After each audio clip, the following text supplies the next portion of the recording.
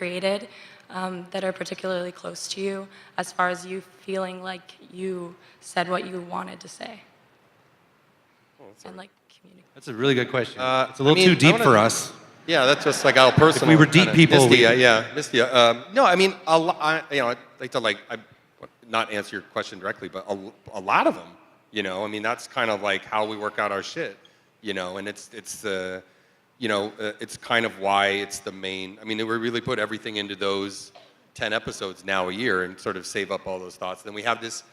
It's awesome. You get to sit in a writer's room with other smart people and come up with like what you think about something. So, in some ways you look back at all the shows, and I mean, sometimes I look back at an old show and a line or a position and some social commentary, and you're like, I don't know. Like, I've grown since that, but that's what it is. That's what we thought then. So it's sort of a record of our whole thought, process with the good and the bad the whole way through. So, I don't know. It's pretty cool to be able to like work out your stuff in comedy, because we go into stuff all the time, into shows all the time, where I'm definitely coming in and go, I'm pissed off about this or whatever, and through doing the show, I'm like, well, maybe I was wrong about that. 6 days later, so it's a pretty good exercise in humility too, because it's like, again, if you can't make someone laugh with it, it's like you're I'm not gonna say wrong, but it's like you're not getting to it, So I didn't really answer the question, but it is kind of like all of them.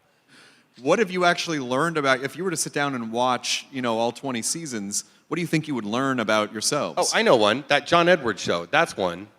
That the biggest douche in the universe. Like, that was something we really felt like, fuck that guy. That's really fucking bad. There was kind of no equivocation or kind of like, well, there's kind of two sides of that. It's like, no, fuck that.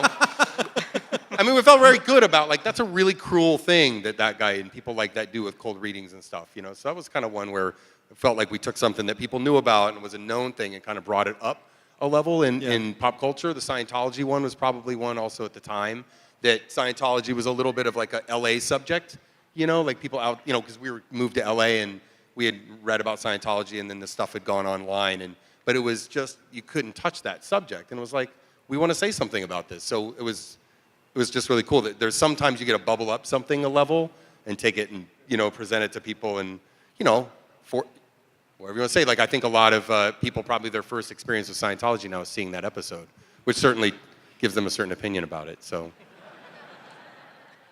what do you think you've learned the past 20 years? Really nothing, but it's cool because of the fact that we've done it all, that we've been at the head of it the whole time. It does feel more like, and I'm not just saying this because I want to feel cool, it does feel more like we're a band sometimes, because we always, like, every season we go into is almost like we can sit and kind of talk about what we're going to do, but then you go into the studio and you just make the album, and the album surprises you and it goes in a direction you weren't expecting. And now I can look back at these old albums and be like, oh yeah, that's where my head was at then, and oh yeah, that's the season I got married. That's the season my little girl was born. That's the season when this person died, and this was the one where I kind of had my. There's episodes I can see where it's like there was one where Stan just decided everything was shit, and to a lot of people they're like, that felt like the last show, and I was like, that's how I was feeling.